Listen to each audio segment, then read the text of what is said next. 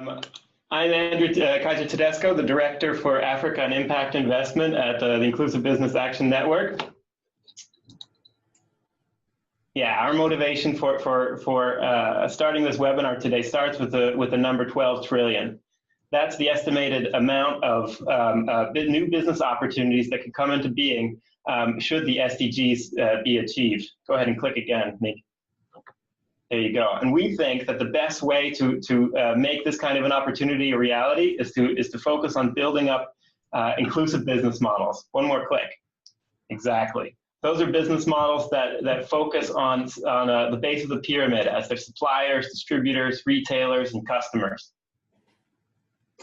To take a step forward in this direction, we asked ourselves one simple question. How much change could we spark by just increasing awareness of the innovative financing mechanisms that are on offer for agribusinesses out there? And in conversation with the Global Agriculture Alliance, a private sector alliance that tackles social and sustainability challenges, we conducted a survey of several agribusinesses and assessed these financial opportunities for you. And to foreshadow a bit about what Niek van Dijk is going to talk about today, we learned that knowledge about innovative financing mechanisms is indeed important, but it's not the most important challenge.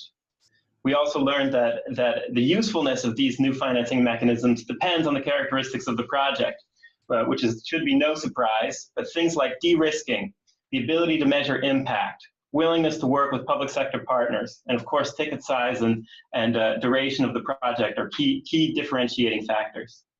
And finally, the majority of financing instruments out there are typically big ticket size opportunities, but the greatest need is among the smallest ticket sizes.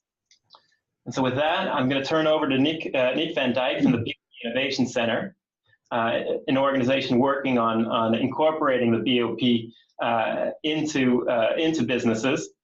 Niek manages the BOP's agribusiness programming, including the 2Scale program, a 5-year program to scale agribusinesses in sub-Saharan Africa. Niek, if you please.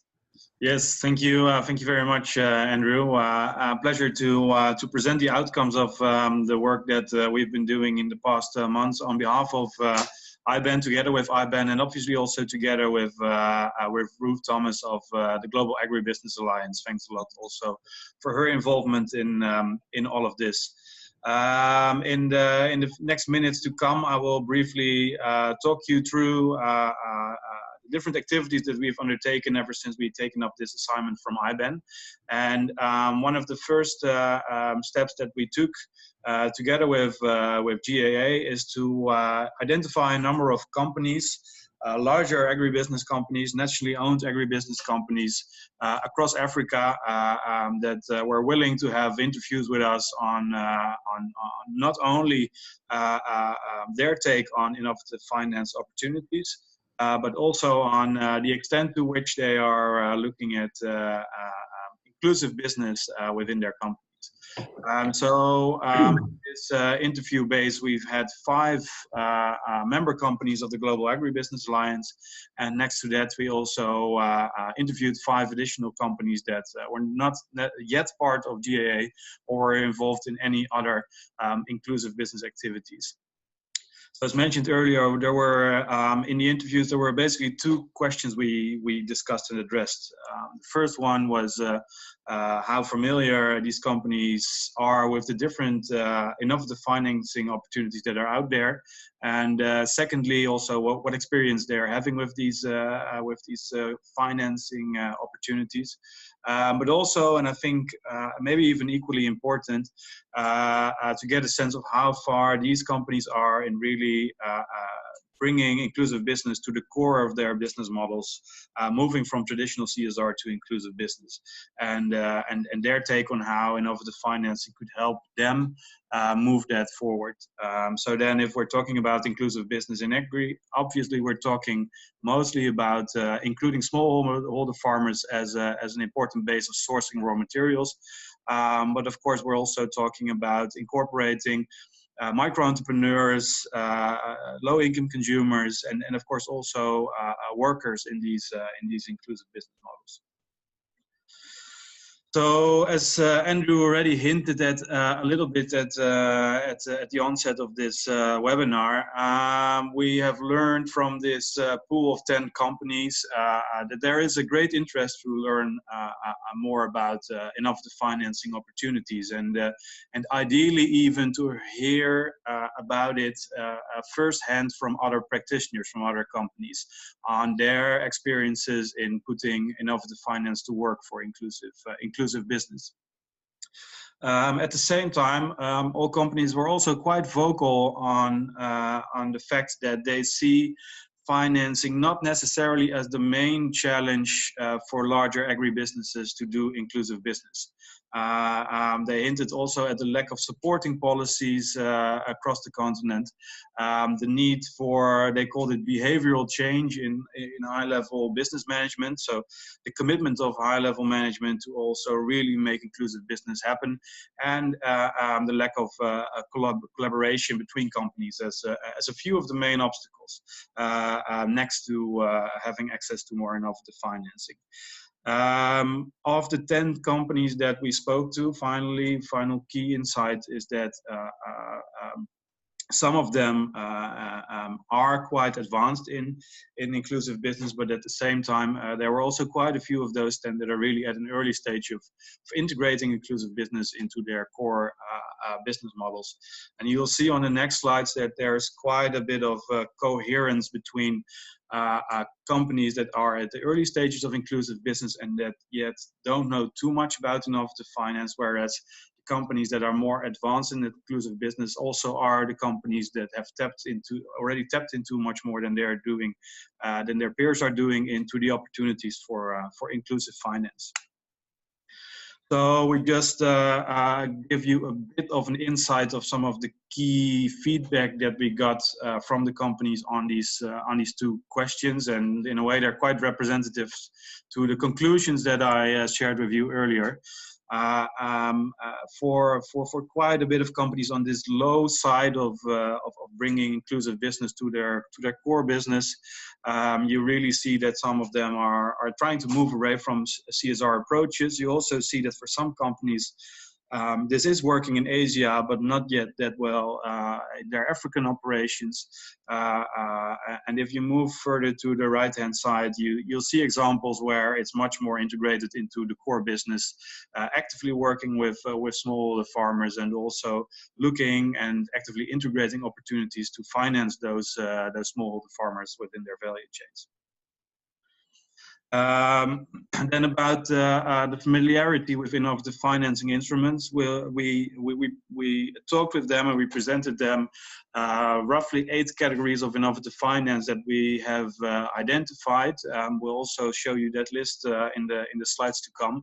And in general, the companies were familiar with some of these innovative financing instruments, but especially also the companies on the lower end of this spectrum were not yet too clear on how they could use these innovative financing instruments within their business.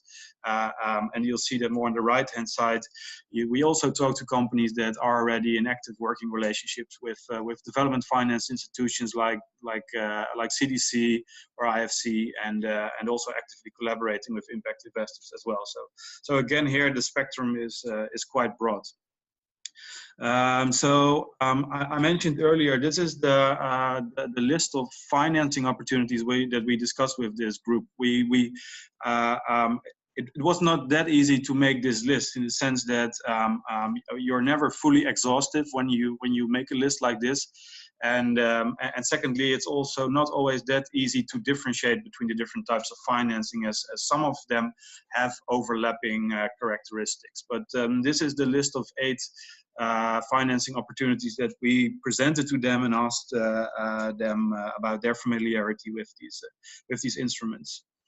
This has also been the basis for us after these interviews to develop what we've called a primer, or a 10-page or 15-page document together with IBAN, where we go in a little bit more detail into these different funding opportunities, give case examples, and also give recommendations as to how these financing opportunities could be used in their businesses and how they could be tapped into.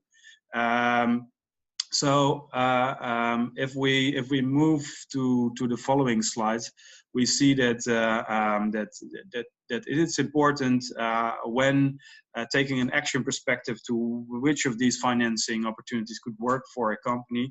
There are a few key considerations to go through in thinking about it. And these are, well, we collected them into 5 different considerations. The first one is all about the extent to which you as a company are just seeking financing for yourself or for a broader business project that you're taking up with different partners. We differentiate here between, on the one hand, company financing and multiple partner financing.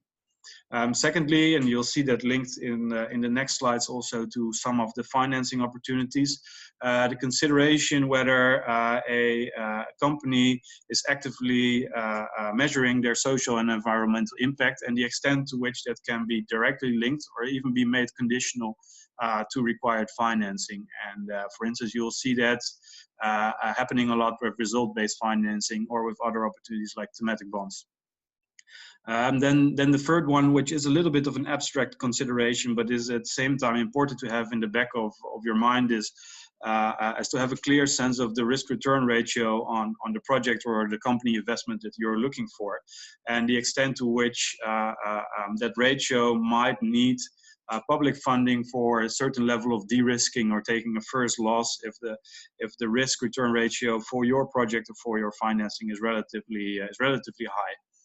Because of course we're always looking for an additionality over existing private financing that is out there. And then also obviously your, call it, conventional considerations, in the sense that it is important to have a feel of what ticket sizes you are looking for, and obviously also what the duration or the maturity or time of your investment would look like, going from not much more than a crop cycle, which is quite, of course, common to financing opportunities like agricultural value chain financing, all the way to really longer term, 10 years and plus time durations when you're talking more about project financing, where special purpose vehicles will need to be set up for.